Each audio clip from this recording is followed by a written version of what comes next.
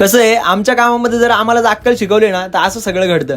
नमस्कार, मी सुजित आणि 100K जर्नीच्या एका नवीन व्हिडिओमध्ये तुमचं सगळ्यांचं स्वागत आहे. सकाळी जेव्हा मी साईडवरती गेलो ना तर जेसीबीपेक्षा जेसीबीचे टायरच जास्त चमकत होते. आणि या रोजच्या पावसामुळे क्लिनिंगचं काम थोडं मनावर घेत नाही, पण आज क्लिनिंगचं काम मनावरती घेतलं होतं. सगळ्यात आधी क्लिनिंग करून घेतलं आणि त्याच्यानंतर आमचे काल मालक उज्जैनला गेले होते. उज्जैनवरून येताना त्यांनी माझ्यासाठी एक गिफ्ट आणले.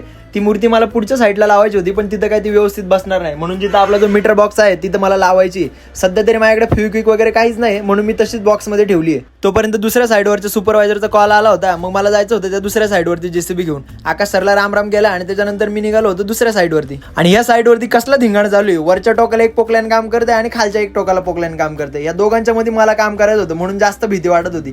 जर वरून एक जरी दगड पडला तर माझी डायरेक्ट चपातीच तयार झाली असती. आणि ते पोकल्यान बघायच्या नादामध्ये माझा जेसीबी गेला डायरेक्ट चेंबर फुटून डायरेक्ट सुपरवायझरच्या आणि लेबरच्या हातात आला होता. कंपनीच्या आतमध्ये कसल्या तरी मशिनरीज आल्या होत्या, म्हणून क्रेनवाले ते उतरून घेत होते. मला थोडा वेळ आराम भेटला होता, म्हणून निवांत बसलो होतो.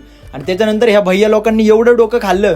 यांना मी सांगतोय की बकेटमध्ये एवढं मटेरियल बसणार नाही, तरी मला म्हणायचे डालो बैठताय, डालो बैठताय. म्हणलं टाका, होऊ द्या तुमची एकदाची हाऊस पूर्ण. आणि मला जिथं कॉन्क्रीटचं लेवल करायचं होतं ना, हा गेट तिथंच पडला होता आणि हा गेट काढायला कुणीच तयार नव्हतं. सुपरवायझर साहेब म्हटले दे एक ठोका ठेवून.